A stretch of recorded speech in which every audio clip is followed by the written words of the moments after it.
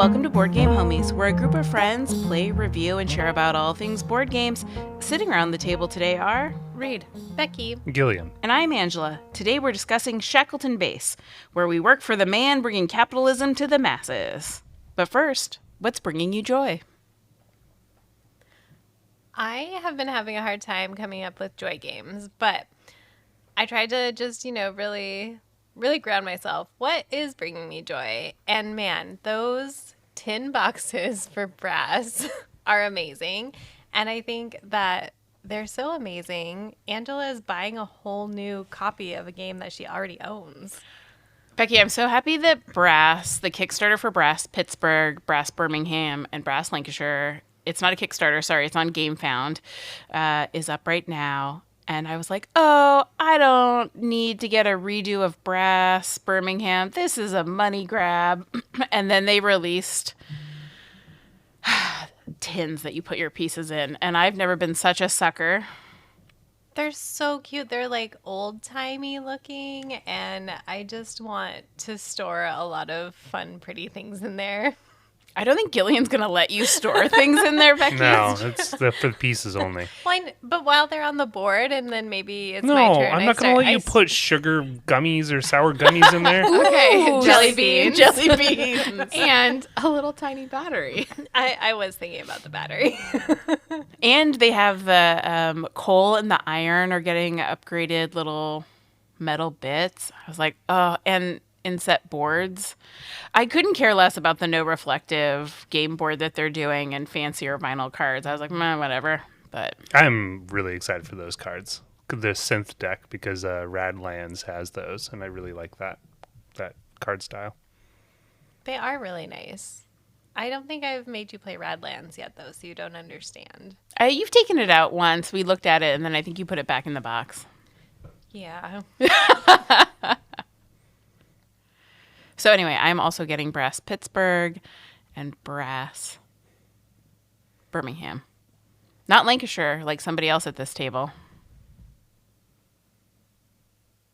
Gillian. It's an audio medium. We all turned That's Becky. Becky's getting it. No. Happy birthday. Your birthday is next. Wait, Becky. this comes out in June?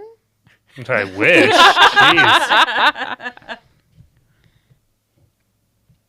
Well, Brass Pittsburgh was my thing that was bringing me joy. Mainly the notion of getting another brass and getting it to the table.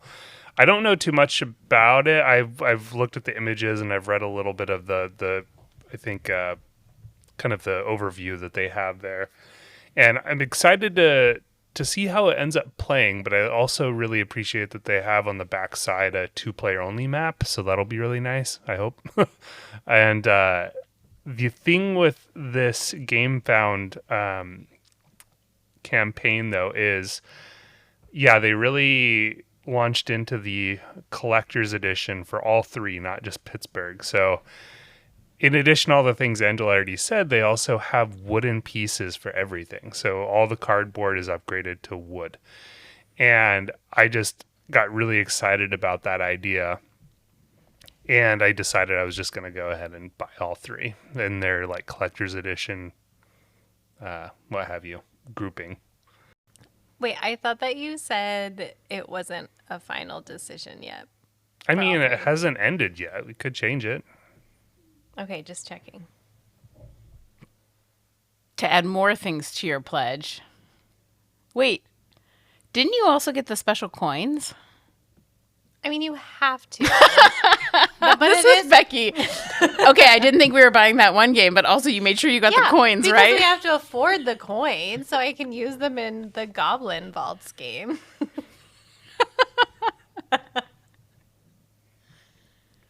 Oh my gosh, think about how nice those would be, though, to be collecting them. And you could put them in your little tin when you take them out. Yes.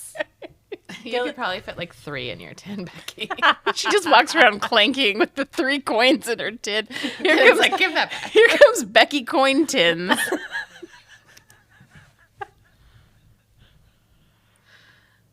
Besides Becky being a goblin bringing me joy, my joy game is specifically Dune Imperium Uprising, 6 players that I want to play. I want to play that. We need to do that. We need to get 2 more players. That is true. Open invite, maybe. We don't know 2 more people. Yeah, only like 1 more. Yeah. Maybe we know 1 person.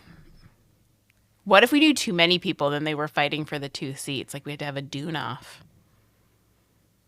That doesn't sound right. Wait, yeah, do they play a game of Dune and then like the Then we have to winner- off one of them. Yeah, whoever doesn't make it. It's a Dune off, so you're off Arrakis. You get eaten by a sandworm at the end. Oh, No? no. Okay. All right. I'm not saying no to that. Reed, why is 6-player Dune got such a bee in your bonnet? I think we've been wanting to play it for a long time. We also haven't played with the Bloodlines expansion, so I want to do that too. I don't know. Man, we have not revisited Dune in a long time. Too long. Well, and we really need to, because one of my ideas for the posting the podcast on YouTube is to have some B-roll film. And so I really want to take footage of us playing Dune and then put the Dune podcast over it. Although it might be awkward if we're playing the expansion or a 6-player version. People are like, that's not what there's going on. But I'm fascinated. 6 players. I don't know. It just seems out of left field for you. We could also use some of our riveting interviewing Paul Denon footage for that. Just for Dune. Just for Dune. Just B-roll. Wait, but that's for the Paul Denon episode. Yeah. There's a lot of hope on YouTube here. Also, I want to appreciate that you brought up Paul Denon and a Paul Denon game to keep our percentages it's up. been a while. It's been a bit, yeah. I don't know. I'm surprised you all aren't like, yay, 6-player Dune. I mean, I am. I'm immediately wondering who we're going to get to join us. There's a deep vetting process where you may not come back from it. Yeah, it's just Malcolm in a little hat and a shirt. Is he Or the we're just stuck with. sandworm? Oh, that would be a great costume for Halloween, which might be the time that we get to finally play this. I hope not. I really want to play Dune. Okay. Imperium. Step Uprising. 1, find 2 friends. Step 2, make those 2 friends and Reed play against the 3 of us. I think step 1 is we need to play it so we understand the rules again. I kind of thought step 2 was Malcolm's worm costume. That's step 3. Step 0, make Malcolm a worm costume. Does your mom sew, Reed? Kind of. Okay, let's talk about Done. this more. The game that is bringing me joy is Ahoy. Joy Ahoy. So it is on our list of games to play. I opened up the box just yesterday and have started reading the rules. It is a asymmetric game from Leader Games. Leader Games. Thank you. And I'm just really excited because the art is very pretty, as Leader Games tends to do. I don't know. It just something new and refreshing, and I hadn't heard a lot about it. Leader Games sent us a copy of this, and so I don't know. It's just really exciting to read about a game and then end up playing it. Because somebody was like, here, play this game. And I'm like, okay. It's like finding new friends. Like, we found a new friend who sent us a game, and now I want to play it. And it's been a while, so... I also want to blow stuff up as a pirate. I want to be the shark pirates. I'm a mollusk. That's exciting. Not maybe as a sea creature. I don't know. It seems so sad when you said it. Like you I'm were like, a mollusk. I'm a mollusk. Like, am I even mobile? I guess I go with the waves. I'm just gonna clip that. It's just gonna be you every time you say something. Just Reed being like, I'm a mollusk. Sea clam thing. I don't know. Never mind. Saddest thing I've heard. Let's move on. I'm a mollusk. That's exciting.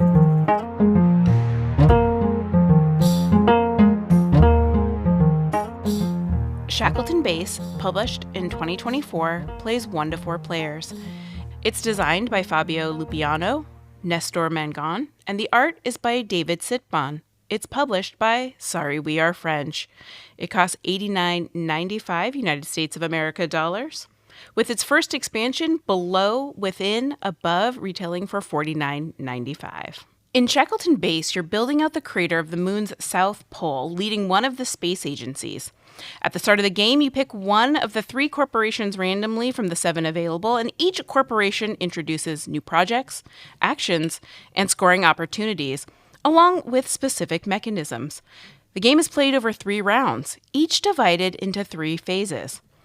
First, the shuttle phase, where you draft a shuttle tile from an open display to determine what type of astronauts and resources that can be used that round, as well as the turn order for the next phase. That being the action phase. Players take turns deploying their astronauts on the moon to collect resources, build structures, or fund projects. Depending on which corporations were selected, different types of resources will be available. Resources that can be used in various ways for the projects or to build structures. Each project provides ongoing abilities and scoring opportunities, and each corporation provides different ways to score points, which could be during the action phase, the maintenance phase, or the game's end. During that maintenance phase, your deployed astronauts are assigned to work on the structures, providing a bonus to the player owning them. Then players collect income and pay maintenance costs. If corporations in play have end round effects, those effects take place. The end of the game brings a final score, then the player with the most points wins. I will say, I really wasn't drawn to Shackleton Base when it was first announced, and I think it was in large part the aesthetics of the game. It, on like the computer screen, just kind of looked like a light gray blob in a way, kind of typical of like older beige Euros. And so I wasn't too enthused about it, but then it started to get a lot of buzz. Some of the kind of board game reviewers got their hands on it and really, really enjoyed it. So I got very excited and I wanted to buy it in 2024 when it was released at Essen, only to discover that it was published by a smaller publisher in France that I couldn't get a copy. And then it went a year. And then it went a year and a half, and it finally made its way to U.S. shores through Pandasaurus. And so that's kind of how we got it here on the U.S. shores. But yeah, we played it recently somewhat after 3 of us got copies. 2 of us got copies. On accident. I bought that copy thinking Gilead wanted it, but I think this speaks to this level of it had gotten buzz, and so you and I had been talking about it. And then at some point, I think your interest really dropped off from the game and you couldn't really get it anyway. And accidentally, as you guys know, I bought a copy for Gillian for his birthday, forgot about it. Then Reed bought a copy. And then I was like, holy crap, I found this copy of this game in my closet way later. And so now, yes, we have 3 copies. But what's fascinating is that there was this level of excitement, then no excitement, and then excitement again. And when you look at the board, I think that's kind of the same thing. You open it up, the board, very boring. You're like, okay, great. But I will say the components are kind of nice. Like the little astronaut men, so they come in red, yellow, and blue. Those are not the player colors. They're really well made. I like them a lot. I love touching them a whole bunch. The components are nice. They are thick cardboard, so they are very terrible to punch because Reed and I just sat there trying to punch them and almost broke them all. So the components are really nice. And so you go from this level, I feel like, artistically, from like, to like, woo. Oh, that's kind of nice. All right. And I think that's kind of like this game. You go from like, well, I like this to, oh, that's kind of nice. Yeah, and I will say, like, looking at it in person, it looks much better in person than it did on the screen, which is a huge plus. I think that the cover, for me, definitely having that very realistic astronaut person doesn't match the aesthetic of the inside. And I think that that initially was why I was like, I don't know if this is the game for me, just based on the aesthetics. But Gillian, you give such good game recommendations, and usually all of them are bops. And this was one that you kept suggesting that I get, and I was like, I don't know about this game just because it's space. I didn't really know that much about it until we opened it up and Angela started teaching, and after we punched and did a rules teach. Well, I think the answer was we were all very happy it was in your collection, and then we played it, and then we were all very jealous it was in your collection. Well, it's in your collection too. I mean, it just sits in the corner. Is it on eBay yet? No, it's pretty heavy. It's a very heavy game, and so I don't want to ship it. I know we were carting it all around town with us that one night. Yeah. It's all that thick cardboard. She got thick cardboard. I think it's with back to Gillian's game recommendations is that sometimes I'm like, well, why don't you have it? And you all have been like really honing in on your collection and making sure that it's like a more cohesive, smaller thing. And so I'm like, well, if it's not good enough for your collection, so now I feel really good that you like it enough that it is in your collection. Yeah, I bought it. I was at the end of our first game. I like when it wasn't my turn. I was ordering it off of Game Nerds. Yeah. We were like, no, he's not. Yes, he is. Yeah. I would like to remind all of us that the origin of this story is Gillian just really wanted Angela or Reed to buy it because he wanted to play it because it had the buzz. And so... But he didn't want to own it. Well, he had been buying a lot of board games during that time. Yeah. And so I think I was also over here like, don't you dare buy that game. It has a stupid cover. Oh my gosh. I just said it wasn't my aesthetic. Becky just dropped Yeah, Okay. Becky Buzzkill over there. Technically, my notes say it's dorky, but I hate that box art. I don't know. It doesn't look like a fun game. Well, and you flip the box over and it just shows you like kind of this, I think, bland picture of the board. And that's not selling it a whole bunch. Mm-hmm. But to be fair, like the corporations are kind of like got this retro feel to them. The cardboard is nice. The pieces are nice. So it's like really hiding a high production value. Yeah, and the board itself, even though it is largely just grays and whites, that works extremely well because all the player pieces and the astronauts are very vibrant colors. And so they very much stand out on that white, grayish moon board. Now I feel bad though because somebody's probably so excited about that cover who like made it, and the people who made the game, they're like, "Oh my gosh, this astronaut head really represents everything it took to bring this game together." And I'm over here like, it's stupid. I know, and then you're like, no AI art in games, but this one that somebody probably drew. No. I don't know. Becky, Crusher of Dreams. Becky Buzzkill is actually the right terminology for it.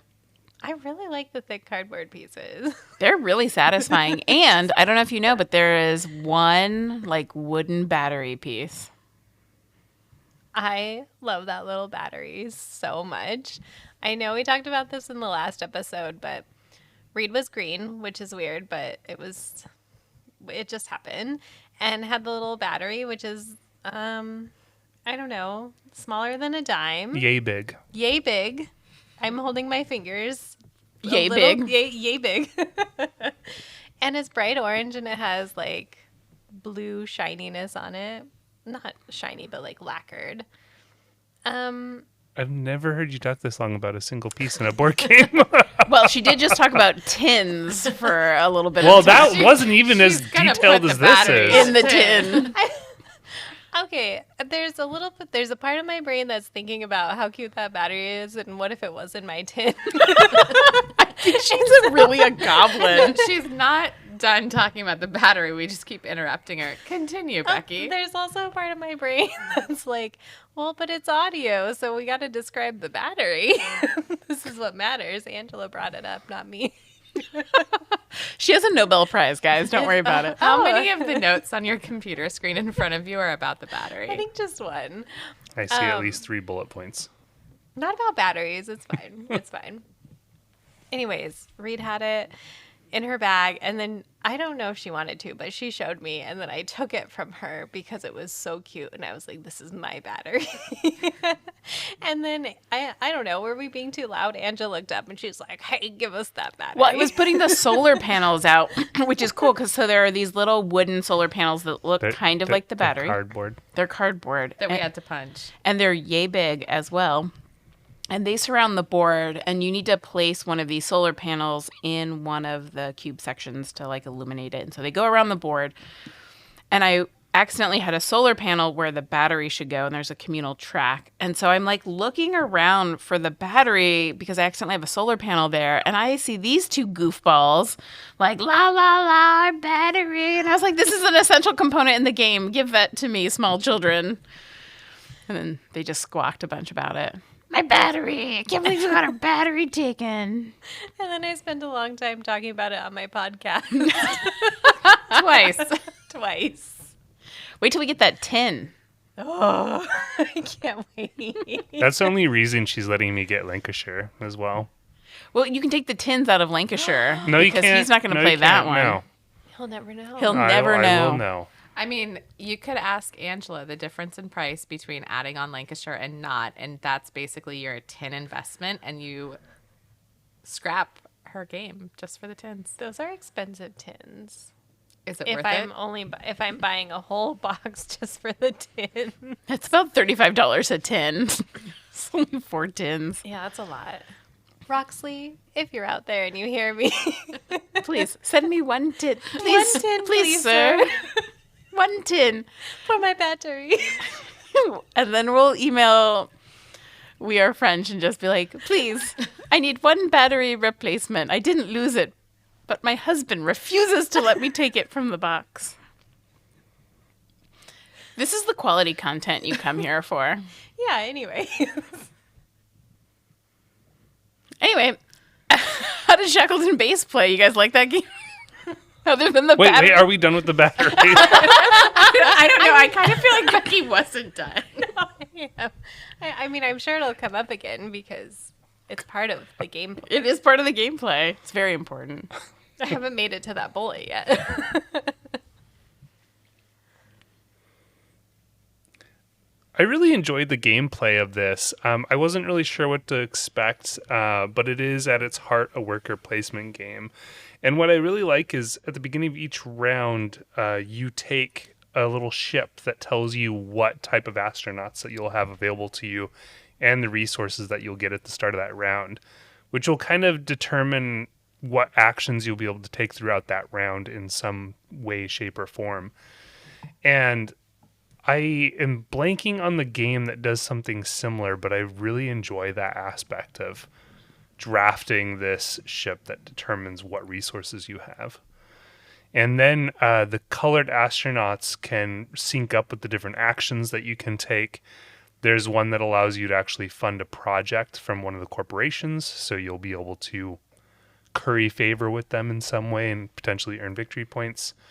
And then there's building structures out on the moon from your player board that can eventually house your astronauts and score you points. And the third action that you can take is to essentially activate different actions on the corporations or on the victory point track that you go up. And you can activate 3 of them in that single action. And so I just really appreciated trying to match the colors of the astronauts with those different red, blue, and yellow tracks, because if you do, you'll also get an additional bonus on each of those. And so I enjoyed that aspect of it, as well as, trying to do it first, because if you go later on, you're going to have to pay credits to take those actions. Yeah, I loved that feature because frickin' Reed always took the ship resource that let her go first. So by the time it would get to me, because I was greedy and usually got more resources, which meant I went last in turn order, all of the free spots were taken and I had to pay more money, which were the credits. So why didn't I just go first? So it didn't make a lot of sense for me to go last because you have to pay for it. And I love that aspect, the back and forth, like, do I build, but everybody else has built, so now it's going to cost me more? Do I go snag a project card if I can? And what I really, really like about those tracks is that the action to go get a project card from one of these 3 corporations requires that we have energy, frickin' Becky's battery, at a certain level. But once you do things, it depletes the energy from the battery, and so you can't perform certain actions without bumping the battery back up. And that's communal for everybody. So I like this give and take of, like, somebody builds a solar panel, which makes the energy level go up. But then somebody puts a resource on the planet, which then makes the battery go down. And you're like, no. So turn order becomes important. And I like the dichotomy of, like, what resources for what turn order. I also find the shared energy resource interesting. It's annoying and irritating when the people around you are just spending and not building the battery back up, because you need it, like you 2 were both saying, you need it at certain levels in order to do things. And if everybody's just building stuff and depleting it, then you're just sitting there like, I don't have any rare earth. I can't build a solar panel. Everybody's using stuff that maybe I built up earlier. It's irritating. The last game that we played, the battery was depleted so much that we couldn't play cards. There was only one location where we could play cards because as you go through the game, the cost of cards, both in battery, did you already say this? Both in battery and cost increases. And I had the player astronaut that would allow me to get a really good discount. So I would have paid 3 less in money. Fantastic. I had the money to do it, but there wasn't enough battery power. Well, and that gets you to your second place where you can place workers. If you're not going up one of these 3 tracks where you're matching astronauts, you can exploit the crater, which means you can put workers out on the board and you can do that piece. But when you do that, you're also at certain times, depending on what color you put out, you're going to take a token from the corporation and put it in the sector. Well, actually, that's one of the track ones, but that's not the point. The thing is that you can use things that then go onto the board that make it even more expensive because you're like, cool, the battery's up, but someone keeps putting this gosh darn corporation tokens out.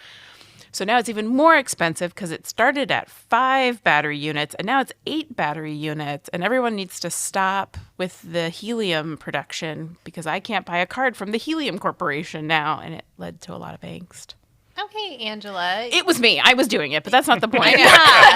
That's from the building that I was blocked off of relatively early in most games and never got to go back. Well, the fun part is building things. One of the tracks that Gillian talked about allows you to put your building off of your dual layered player board. Thank you. Onto the planet. The crater. Onto the crater. Yeah, it's a moon. You're right. Okay, science guy. But then those astronauts, there's a section that you can go to on the board where you can then put an astronaut onto your board. And I thought that was a delight because then that, depending on the color of astronaut and where they went on your individual board, would get you benefits. So then it was actually cheaper to have, you got a battery discount. So while everybody else was a sucker, if you had 2 dudes of the same color in your discount spot, then you could get things for cheaper. So I loved you can go to the board, but also your player board is like a station as well. I really like the dual purposes of almost all of the elements in the game. Like with exploiting the crater, you're putting down the men to collect or women. They're not necessarily men. Okay, The sorry. humans, the people. The people, the meeple people. Do we know they're humans? You can't see We don't. their That's true. helmets. They're Yeah. They do have helmets on. You're putting out the astronauts who are on the moon, and you are getting the money and the resources and corporation goodies. But then at the end of the round, whoever has the most in the row is going to get that. I was going to say man again, and then y'all are going to yell at me. Get that astronaut so you can put it on your board, right? So there's like a dual purpose there. And then like on your own board, as you were explaining, you are managing things on your board, and it probably has more like triple uses, but there's income, there's the discounts for different things, and then you're also earning victory points and reputation. And then over on the reputation track, not only are you moving up to try and get more victory points at the end of the game, but it's also giving you more actions each time you go up and allowing you to get more fun things like rare earth minerals.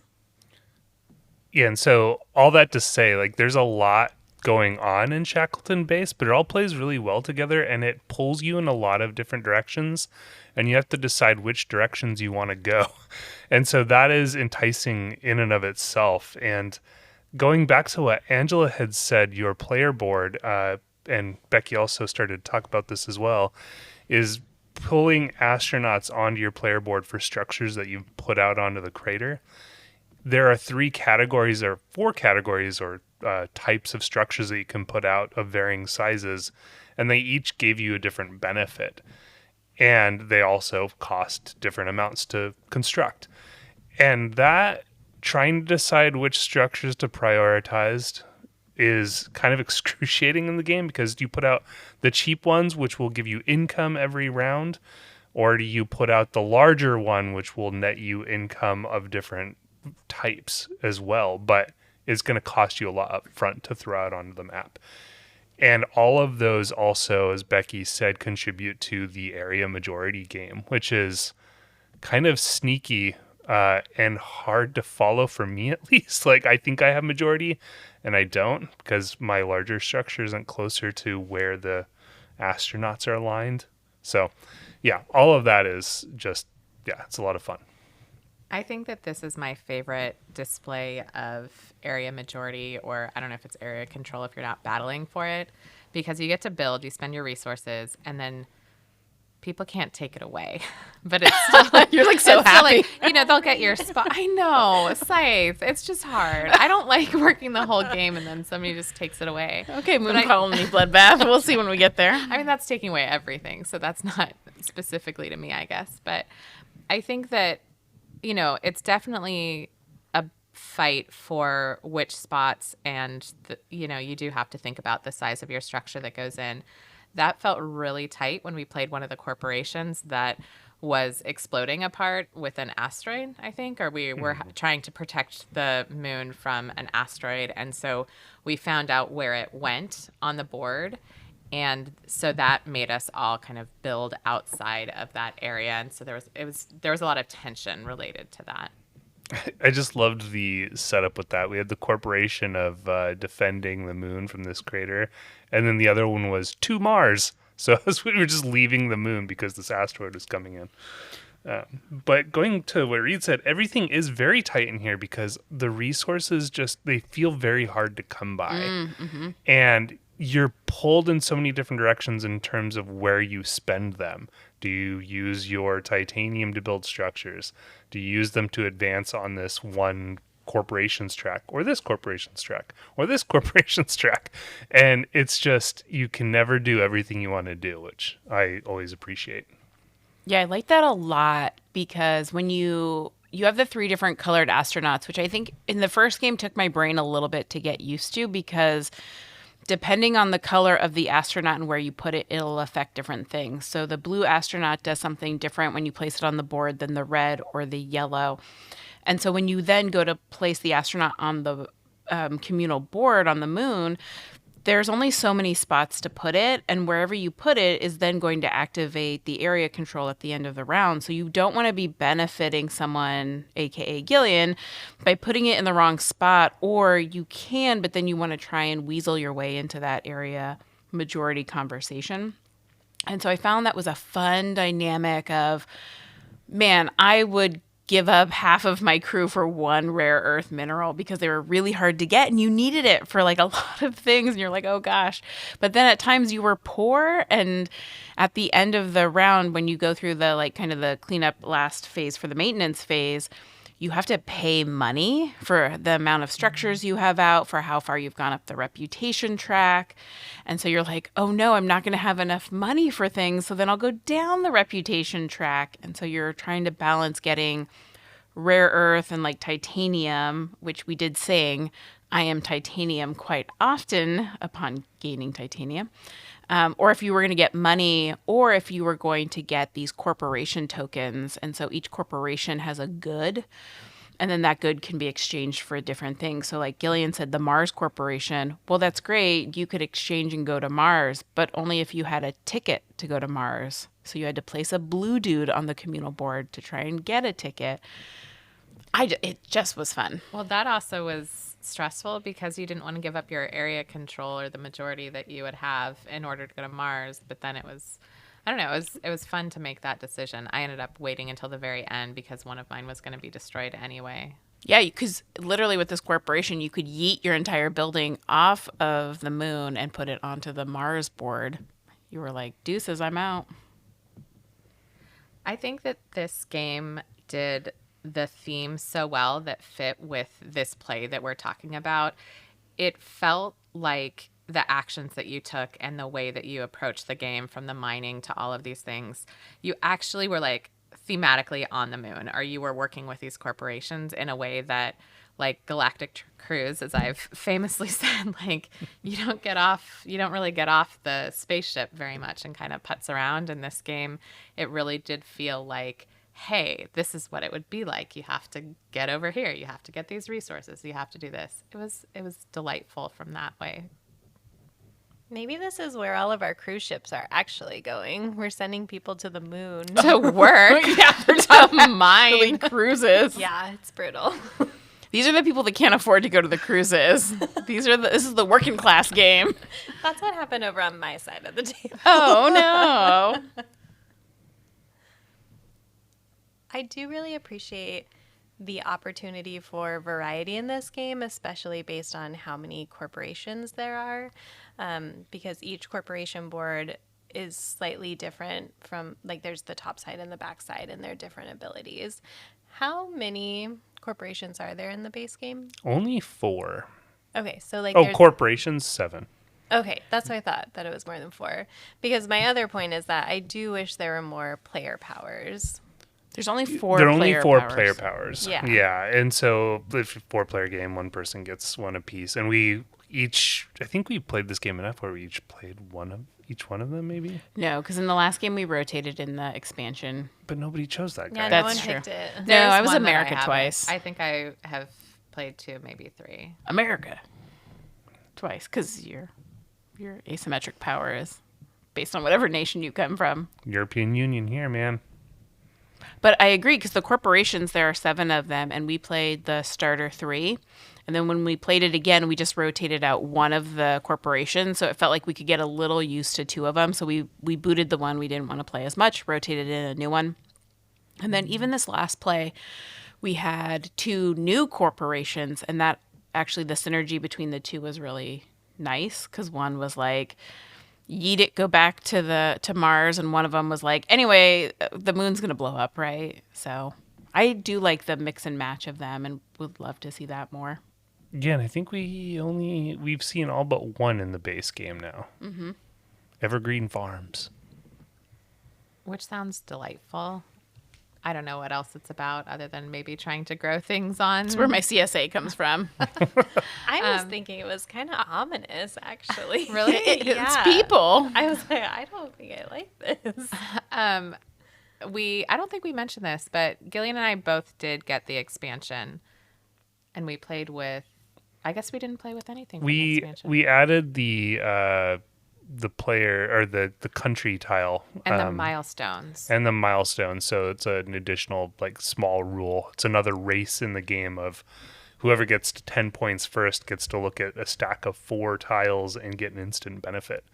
And so yeah, those are the only things we added from the expansion. But the expansion also adds, I think, 3 additional corporations on top of that, and that's the bulk of it. The 3 corporations, the additional tile, and then the achievements. Yeah, I didn't really get the achievements until maybe the last round, and it did not help me very much. I liked that race to the achievements because the corporations, some of them, like the helium one I was using a bunch, had victory points as one of the things you could cash in your helium and a titanium for 4 points. But at the beginning of the game, I'm not super concerned about points. It's more about resources for me.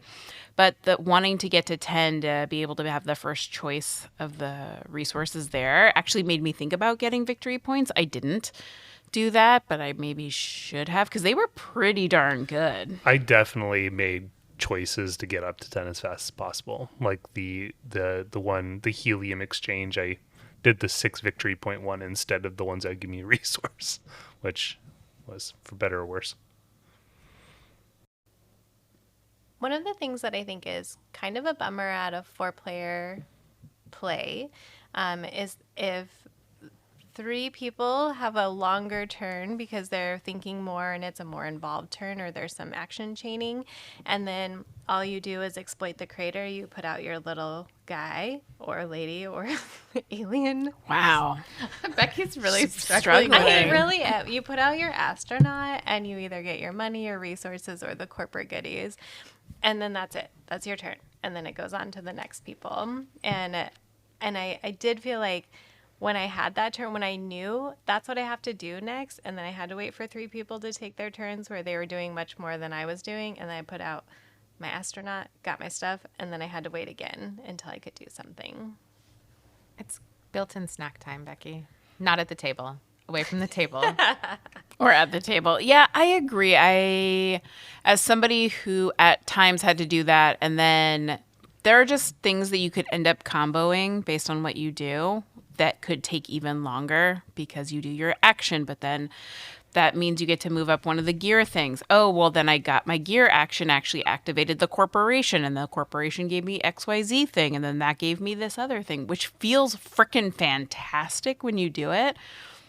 Also sucks if you're like, anyway, I'll take my 8 space coins. Thank you. Yeah. And I don't think it's enough to be like, well, I don't know if you want to play this at 4 players, but I think it's definitely something to be aware of. I will say, Reed and I played it at 2 players, and it was a quick and breezy game. It was really fast. It felt nice to zip through it. Like, there was a time where I was like, oh, I can't believe that this is already at the end of the second round. Yeah, the only thing, I think, if I recall correctly, the only thing that changes is some of the... Oh, something's covered up. Like, there are a couple of things that are covered up. I don't remember what. How is the area control aspect at 2 players? Oh, you use a dummy player, I think, to fill in some spaces You do. for Yeah, the we area used control. Angela's. Whoa. Well, sorry, Becky. I'm just going to say this now. The brown wasn't very nice color. I wish that you had a different player color. Thank you. I was getting ready to call Angela a dummy because you guys said she was a dummy color, and then I thought you were going to call me a dummy, and I was like, oh, okay. Wait, Becky's processing a lot right now. I know, really but I am. think ultimately she just called me an idiot. No, just a dummy. I mean, you did Okay. call us idiots about the battery. Well, you Yeah. two were idiots no, about also, the battery. I do have to say that you said I took Becky's battery away, and that means that you just gave that battery to Becky. It's now Becky's battery. Yeah. It's always been my battery. She actually went through your copy of the game to take the battery out. Oh, battery goblin. It's in her tin. It's okay. She put a real battery in there. Ooh. Okay. This is the other thing that I wanted to say. I've been holding this inside, and I'm Oh, trying my. no. Is it about the battery? No, it has nothing to do with the battery. I'm so disappointed that I did not take the opportunity to make my Joy game about the moon expedition, the Artemis 2 flight. Because I've been so excited about it and thinking about it so much. You guys are nodding your heads right now and like, yeah. But if it's Shackleton Base, it's on the moon. We have people who are going to go to the moon. I also was surprised it took you this long in the pod to tell Yeah. us about your obsession. You literally sent us a video this morning of it. You were talking about it a lot last night, too. You're really into the moon. I have been waiting so patiently for the last 5 or 7 minutes to bring this up since I realized it. Maybe your entire... really? You didn't realize it at the beginning of the podcast? No, because it should have been my joy game. Well, it should have been what was bringing me joy, for sure. I 10 out of 10 missed out on this one. Now, did they make it to the moon? No, not yet. It's Oh, okay. It's a 10-day journey, Angela, and they were going to do some things around the Earth first, make sure everything works. They had to go to their corporations first. They had to go... Exactly. Had to go buy a ticket to Mars. Yeah. You know, going to the moon is going to help us go to the Mars, allegedly. That's what I read on the NASA website. We still have one of those? For now. Womp, I think it's just a womp. monkey in an astronaut suit that's writing things, probably. Okay, wait, one more thing about it. What triggered it for me is when we were talking about the abilities and how they're just based on the different countries where the astronauts are from. And I do find it interesting that we've been like, we have this American commander and this American pilot and this American astronaut. Oh yeah, and this other astronaut, our friend who's a Canadian. Like, that's kind of been how they've been talking about it, I think. And it makes me laugh. It is a big source of, like, country pride. I also, no, it is funny because I think he's made jokes saying like, oh yeah, if something goes wrong, they can blame Canada. Something. Angela, don't look at me like You guys that. are in real deep on this expedition. Anyway, it's a great game, and we should go to the moon more. A+ space game. A+ space. We didn't talk A about plus craters. who this game is for. Do we? For people who go to space, Becky, that's actually the Or answer. want to go to space. Yeah. Or who like games about space. Or who like worker placement or Euro games. People who like batteries.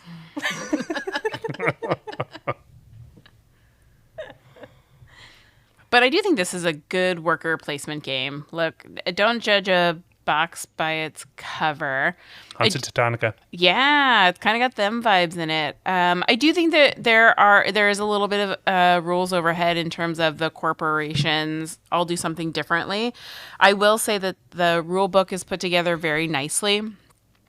Pretty straightforward, and the corporations all have cheat sheets. So anytime we needed to, there's just these really nice printouts that they included about each of the corporations. And then more importantly, it tells you what all of the tiles or the cards do on those corporations, which, look, again, 10 out of 10, love that. I think that this game is a relatively lighter medium game. I mean, it's definitely like a medium game because there's the big rules overhead, but I think if you can get past a teach, it would be a delight for a lot of people. That's what I was thinking as well, that the rules teach is a lot harder than actually playing the game once you have it figured out. Not playing it well, like I'm not saying that, speak for myself, but the rules make sense once you know. And Reed, I'm so glad you brought up complexity because usually you ask this type of question, but there is a 0.03 difference in complexity difference on Board Game Geek for Shackleton Base and Brass Birmingham. And I'm curious which one you guys think is more complex. I mean, I think we're biased. We played Brass so much now. It's just feels like sleeping. Oh.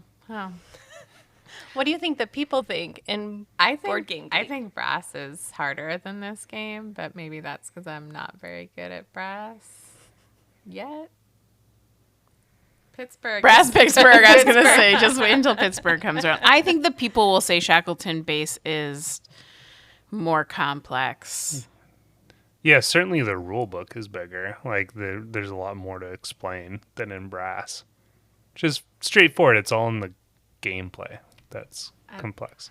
I don't know. Brass took me a very long time to figure out the cards. Like it took me so much that now I have a system for my cards because I could not figure that out. I guess it was like that was very early on. Also, in is that more like gamer. a read problem or no, like they've even said that you guys played it a long time before. Yeah, they got we kept missing that. Drawing and playing, you only get one card the first turn. Yeah, the one card the discard first era. card. I don't think that's the thing that trips Reed up.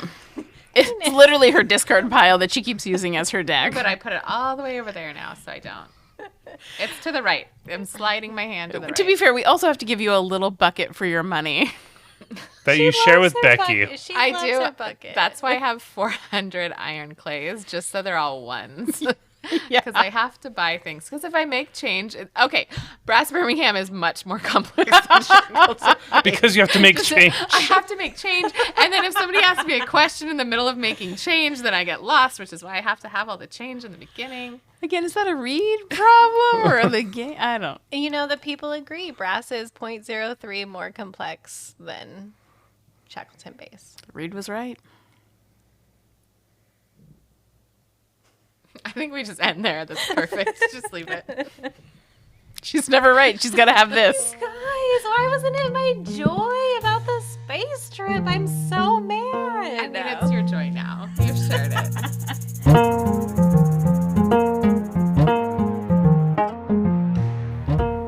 Thank you for listening to Board Game Homies. Drop us a line if you're traveling to the moon on Blue Sky, Instagram, or Board Game Geek. Space you later. I like that. Well, you know, if you just want to listen to Becky talk about the moon, listen to the next 5 minutes of this. It's going to be my joy game for Speakeasy. It's her joy game 10 days from now when the shuttle lands on the moon. Are they landing on the moon? No, okay, so that... What? Becky. They're not even landing on the They're moon? doing Earth stuff first. No, they're What? not. No, No, they're not on they're- Earth. They went to No. space, Reed. No, they are. They're orbiting the Earth first to make sure everything is working correctly. And then they're going to do a loop around the moon, so going away from the Earth. And then there's one point behind the moon where they're going to lose connection with, like, control. For 40 minutes. And then they're going to come back up and then come down and go back into the This Earth. seems very ambitious. That is the stupidest thing I've ever heard. They're not even going to the moon. They are No. literally doing a circle. Elizabeth, They have enough gas for That's this? like going to Disneyland and not going in the park. You just drive by and then say, well, that was nice. Let's go home. Listen, I know. At first I thought they were landing on the moon and I was so excited. And then I learned they weren't. And so I've had to rebuild my excitement about it. But I still think it's exciting. I It's logged on. Galactic Cruise. Yeah, except better. I don't know about Yeah, that, no, actually. definitely. That No. game. No, Angela. I don't listen. NASA says it's going to help us get back on the moon, which I don't even really understand why we can't just get back on the moon. However, I've been thinking about this. We literally, I just want you to know, like, Gillian's face right now. he's probably had to hear about it. He's probably had to hear about it. Listen, what, like, have we even thought about? I'm sure somebody did. Stop it. We haven't thought about the moon. Well, like, they're talking about wanting to, like, build stuff on the moon. Like, is that going to affect our oceans? What if we, like, knock it out of its orbiting? If you're an astronaut or have the answers to Becky's questions, please reach us at boardgamehomies@gmail.com. We're not done here. Some of us are. Why are you I making that mean, face, a lot of Angela? us are. Yeah, they're not even going to the. No. You know what? NASA hasn't done that for No, so long. they're really not picking up the pace here. We literally have phones that have more computing power than the original shuttles. Okay, yeah. So, can your phone get you to the moon? It should be able to at this point, but no, they're like, ooh, for 40 minutes, we can't talk to the Earth. Okay. Okay. All right. For 40 minutes, if I I leave mean- my phone in the toilet, I also can't talk to the Earth. That would literally legitimately be die. terrifying. Like flying through Because space. you know it's going to be that. What's that? You know that you're, like, entering that. Yeah, 40 you're minutes. entering the dead zone, and you're like, what if the Martians attack us right now? Okay, Like, but if I were a don't Martian think- waiting to attack, I would for sure do it in those 40 That is minutes. a different game. Okay, that is not where my brain was going. I was more just thinking, like, you know, it stops working and you die in space, so you don't even need Martians. I would play this space game, and it would be called 40 Minutes, and it would be really good. Ooh. I think that's where you go into a closet and kiss. For 40 minutes? Well, some of us are good kissers. So this is so the Artemis 2 launch, which is going on right now. It's a lunar flyby. They're testing the systems with astronauts on board with the plan of launching another rocket in 2027 with to land astronauts near the moon's south pole and Shackleton crater. Okay. Actually, I don't know if it's in Shackleton crater. It's Okay, in the now south pole Angela's though. interested. Also, we have to wait a year. Yeah, that's what I was saying. I was like, oh, we got to wait a year. Reed, just think of how much time you have to spend doing your P cards. I was going to say, it's by the time they launch, you might have a house. Oh, no. Funny because it's true. Okay, also, for making fun of me, you're wearing a NASA sweater right now. Did you do that on purpose? Yeah. I wanted to celebrate the launch. Where they No, I did not. Absolutely not. They are literally saying hello to the moon and then goodbye to the moon. This is the dumbest flight I've ever Okay, heard but of. you literally So are wearing a mean. NASA sweatshirt right now. So mean. I believe in NASA. Still, at this moment No, in time. a flyby? Girl, you know what I'm going to do? I'm going to drive by your house and just wave. Not going to come in. Not going to get a cookie. Could you imagine? I just drove by and said, would have been nice. Would have been nice. Well, at least your phone will still work and you're not going to be in a dead zone. I'm going to turn my phone off for 40 minutes and see if I can survive. From the safety of, like, her couch or bed. The moon. Do you guys remember when we were younger and the internet was young and there was that video of that creepy little creature? It's like, we love the moon. Becky, we had different internet than you. Okay, that's true. Wait, you're talking about Toy Story? No. Don't worry, I'll pull up a video. So it was a little more. Oh no, they. No, they said the claw. Oh, the claw. That's It's like right. a That's chinchilla actually thing. kind of like Becky right now. The moon. She's like a moon goblin. No, you guys. Look, you. These guys. Oh my god. You need to play it now. Like, can't. Showing it. Now I'm crying. Can I stop this? You should.